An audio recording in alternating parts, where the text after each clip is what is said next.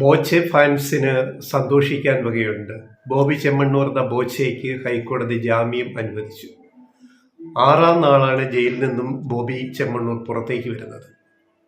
അപ്പോൾ 5-6 ദിവസത്തെ ജയിൽവാസം കൊണ്ട് ഒരു സന്ദേശമാണ് ഇക്കാര്യത്തിൽ സമൂഹത്തിന് കിട്ടിയത്. എന്താണെന്ന് വെച്ചാൽ, ജാമ്യം അനുവദിക്കുമ്പോൾ ഹൈക്കോടതി പറഞ്ഞ ചില പരാമർശങ്ങൾ, വിലയിരുത്തലുകൾ വളരെ പ്രധാനമാണ്. ഹൈക്കോടതി പറഞ്ഞത് എന്താണെന്ന് വെച്ചാൽ, 3 വർഷം വരെ ജയിൽ ശിക്ഷ കിട്ടാവുന്ന കുറ്റങ്ങളാണ് ബോച്ചയ്ക്കെതിരെ ചുമത്തിയിരിക്കുന്നത്. 2 പോലീസ് അന്വേഷണ കസ്റ്റഡി ആവശ്യപ്പെട്ടിട്ടില്ല. അപ്പം അതിന് പോലീസ് നിലപാടെടുത്തത് ഒരുപക്ഷെ ബോച്ചയ്ക്കെതിരെ ഹണി റോസ് നൽകിയ പരാതിയിലെ കാര്യങ്ങളെല്ലാം തെളിവുകൾ ഓൾറെഡി തന്നെ പൊതുസമൂഹത്തിലുണ്ട്. ദൃശ്യരൂപത്തിൽ അദ്ദേഹം പറഞ്ഞ കാര്യങ്ങൾ വേറെ തൊണ്ടി മുതലൊന്നും കണ്ടെടുക്കാനില്ല എന്നാണ് പോലീസ് നിലപാട്. അതുകൊണ്ട് തന്നെ പ്രോസിക്യൂഷൻ പോലീസ് കസ്റ്റഡി ആവശ്യപ്പെട്ടില്ല. ഈ സാഹചര്യത്തിൽ ജാമ്യം അനുവദിക്കാം എന്നാണ് ഹൈക്കോടതി നിരീക്ഷണത്തിൽ പറഞ്ഞത്. മറ്റു ചില കാര്യങ്ങൾ കൂടി ഹൈക്കോടതി പറയുകയുണ്ടായി. അത് വളരെ പ്രധാനപ്പെട്ടതാണ്. അത് സമൂഹത്തിനുള്ള ഒരു സന്ദേശമാണ് ബോച്ചെ കേസിലൂടെ ഉണ്ടായിരിക്കുന്നത്. അതായത്, എന്തിനാണ് ഈ മനുഷ്യൻ ഇതൊക്കെ കാട്ടിക്കൂട്ടുന്നത് എന്നാണ് കോടതി ചോദിച്ചത്. എന്ന് പറഞ്ഞാൽ ഊഹിക്കാമല്ലോ, ഇദ്ദേഹം എന്തൊക്കെയാണ് പറയുന്നത്, എന്തൊക്കെയാണ് കാട്ടിക്കൂട്ടുന്നത്, ഇദ്ദേഹത്തിന് എന്ത് പറ്റി ഈ മനുഷ്യന് എന്ന് കോടതി ചോദിക്കുന്നു. പിന്നെ നടത്തിയത് പലതും ദ്വയാർത്ഥ പ്രയോഗങ്ങളാണ് എന്ന് കോടതി നിരീക്ഷിച്ചു. കോടതി അത് ശരിവെച്ച് പ്രോസിക്യൂഷന്റെ വാദം. അതുപോലെ ഹണി റോസ് പരാതിയിൽ പറയുന്നത്, ഹർജിയിൽ പറയുന്നതും പോലീസ് പറയുന്നതും ഹൈക്കോടതി ശരിവെച്ചു. ദ്വയാർത്ഥ പ്രയോഗങ്ങളാണ് ഇദ്ദേഹം നടത്തിയിട്ടുള്ളത്, അതൊന്നും പാടില്ല, ഇതൊക്കെ പൊതുസമൂഹത്തിൽ ഇങ്ങനെയൊന്നും പറയാൻ പാടില്ല എന്ന് മാത്രമല്ല, തന്നോട് ഇങ്ങനെ പെരുമാറിയ ചടങ്ങിൽ ബോബി ചെമ്മണ്ണൂർ ഹണി റോസിനോട് ഇങ്ങനെ പെരുമാറിയ ചടങ്ങിൽ, ഉദ്ഘാടന ചടങ്ങിൽ ഹണി റോസ് എതിർക്കാതിരുന്നത് അവരുടെ മാന്യത കൊണ്ടാണെന്നും കോടതി വിലയിരുത്തി. അപ്പൊ ഇവിടെയാണ് ഈ ഫാൻസുകൾ രംഗത്ത് വന്നത്, ബോച്ചയുടെ ഫാൻസ്. കാരണം ബോച്ചയ്ക്ക് ഫേസ്ബുക്കിലൊക്കെ ഒട്ടേറെ ലക്ഷക്കണക്കിന് ഫോളോവേഴ്സ് ഉണ്ട്. ബോച്ചയുടെ ഫോളോവേഴ്സിന്റെ എണ്ണം 2.1 മില്യൺ ആണ്, അതായത് 21 ലക്ഷം. ബോച്ച ഇടുന്ന വീഡിയോകൾ, ബോച്ച പറയുന്ന ദ്വയാർത്ഥ പ്രയോഗങ്ങൾ, ഈ കുന്തിദേവി പരാമർശം പോലെയുള്ള പരാമർശങ്ങളൊക്കെ എത്രയോ ലക്ഷക്കണക്കിന് പേരാണ് സോഷ്യൽ മീഡിയയിൽ കാണുന്നത്.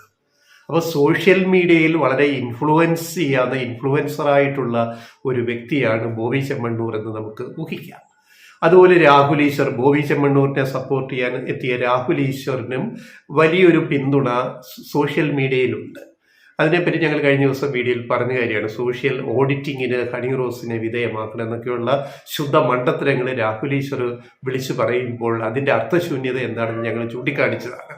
അതേപോലെ ഹണി റോസിനും സോഷ്യൽ മീഡിയയിലെ ഫേസ്ബുക്കിൽ 7.2 മില്യൺ എന്ന് പറഞ്ഞാൽ 70 ലക്ഷത്തിലധികം ഫോളോവേഴ്സ് ഹണി റോസിനും സോഷ്യൽ മീഡിയയിലുണ്ട്. അപ്പോൾ ഹണി റോസിനെ പറ്റി എന്ത് പരാമർശം ആര് നടത്തിയാലും, അത് നെഗറ്റീവായാലും മോശമായാലും നല്ലതായാലും, അത് കാണുന്ന ഒരു വലിയ വിഭാഗം സോഷ്യൽ മീഡിയയിൽ, സാമൂഹ്യ മാധ്യമങ്ങളിലുണ്ട്. അപ്പോൾ പൊതു ഇടമാണിപ്പോൾ സാമൂഹ്യ മാധ്യമം. ഫേസ്ബുക്ക് ഉൾപ്പെടെയുള്ള സാമൂഹിക പ്ലാറ്റ്ഫോമുകൾ പൊതു ഇടങ്ങളാണ്. പബ്ലിക് റോഡ് പോലെ, പബ്ലിക് പ്ലേസ് പോലെ, അല്ലെ സമ്മേളന സ്ഥലം പോലെ, പൊതുസ്ഥലങ്ങൾ പോലെ പൊതു ഇടമാണ്. സൈബർ പൊതു ഇടങ്ങളാണ് ഇതൊക്കെ. അപ്പൊ അവിടെയൊക്കെ വളരെയധികം ആൾക്കാർ വീക്ഷിക്കുന്ന, ശ്രദ്ധിക്കുന്ന വ്യക്തികളെക്കുറിച്ച്, ആ വ്യക്തികളെക്കുറിച്ച് മറ്റു വ്യക്തികളും സെലിബ്രിറ്റി സ്റ്റാറ്റസ് ഉള്ളവരും ഒക്കെ പറയുമ്പോൾ അത് സമൂഹത്തിൽ വലിയ സ്വാധീനം ചെലുത്തും. അപ്പൊ അങ്ങനെയുള്ള കാര്യങ്ങളിൽ ഇദ്ദേഹം എന്താണ് ഇങ്ങനെയൊക്കെ ചെയ്യുന്നത് എന്നാണ് ഇപ്പോൾ ചോദിച്ചത്. ഹൈക്കോടതി ചോദിച്ചത് വളരെ പ്രസക്തമായ ഒരു ചോദ്യമാണ് ഹൈക്കോടതിയുടെ. സോഷ്യൽ മീഡിയയിൽ വന്നിരുന്ന എന്തും പറയാം എന്നുള്ള ഒരു തോന്നൽ മാറണം. അപ്പൊ അതുകൊണ്ട് അതനുസരിച്ചുള്ള വകുപ്പുകൾ പ്രകാരമാണ് ബോച്ചയ്ക്കെതിരെ കേസെടുത്തത്. ഇതിന് വലിയ കുറ്റകൃത്യം ശിക്ഷ ലഭിക്കാവുന്ന ഒരു കേസായിട്ട് കോടതി വിലയിരുത്തുന്നില്ല. പക്ഷേ ഇത്തരം ആൾക്കാർ പാലിക്കേണ്ടുന്ന മര്യാദകൾ, നിയന്ത്രണങ്ങൾ എന്തും വിളിച്ചു പറയുന്ന സ്വഭാവം സോഷ്യൽ മീഡിയയിലൂടെ എന്നുള്ളതിന് നിയന്ത്രിക്കുന്ന ഒരു തീരുമാനമാണ് ഹൈക്കോടതിയുടെ ഇതിലുണ്ടായിരിക്കുന്നത്. ഹണി റോസ് കൊടുത്ത കേസിൽ ഹൈക്കോടതി ജാമ്യം അനുവദിക്കുമ്പോൾ പറഞ്ഞ പരാമർശങ്ങൾ വളരെ പ്രസക്തമാണ്. ഇത് പറയാൻ കാര്യം കഴിഞ്ഞ കുറേ ദിവസങ്ങളായിട്ട് ബോബിക്ക് അനുകൂലമായിട്ട് ബോച്ചയ്ക്ക് അനുകൂലമായിട്ട് ചില സംഘടനകൾ, രാഹുൽ ഈശ്വർ മാത്രമല്ല, ചില സംഘടനകൾ ഫേസ്ബുക്കിലൊക്കെ കുറെ അദ്ദേഹത്തിന്റെ ഫോളോവേഴ്സൊക്കെ ബോബിക്ക് അനുകൂലമായി പ്രതികരിക്കുന്നുണ്ട്, ഹണി റോസിനെ കുറ്റപ്പെടുത്തി. ഇപ്പോൾ ഒരു ഓൾ കേരള മെൻസ് അസോസിയേഷൻ എന്ന് പറഞ്ഞൊരു സംഘടന രംഗത്ത് വന്നിരിക്കുന്നു. അവർ പറയുന്നത് മാലയിട്ട് സ്വീകരിക്കും, പടക്കം പിടിച്ച് സ്വീകരിക്കും. ഇതൊക്കെ തെറ്റായ സന്ദേശമാണ് സമൂഹത്തിന് നൽകുന്നത്. നാളെ ഇങ്ങനെ ആവർത്തിക്കരുത് എന്ന വ്യക്തമായ സന്ദേശമാണ് ഈ ജാമ്യം അനുവദിച്ചതിലൂടെ ഹൈക്കോടതി നൽകിയിരിക്കുന്നത്. അത് മാനിക്കേണ്ടുന്ന ബാധ്യത ബോച്ചയ്ക്കുണ്ട്. കാരണം ജാമ്യം തേടിക്കൊണ്ട് ബോച്ചയ്ക്ക് വേണ്ടി ഹാജരായ അഭിഭാഷകൻ, പ്രശസ്തനായ മുതിർന്ന അഭിഭാഷകൻ ബി രാമപിള്ള ഹൈക്കോടതിയിൽ പറഞ്ഞത് ഹണി റോസിനെതിരെ ബോബി ചെമ്മണ്ണൂർ പറഞ്ഞതെല്ലാം ഞങ്ങൾ പിൻവലിക്കുന്നു എന്നാണ്, ബോച്ചയെ പിൻവലിക്കുന്നു എന്നാണ് ജാമ്യ ഹർജിക്ക് അനുബന്ധമായിട്ട് കോടതിയിൽ പറഞ്ഞത്. അപ്പൊ അതിന്റെ അർത്ഥം എന്താണ്?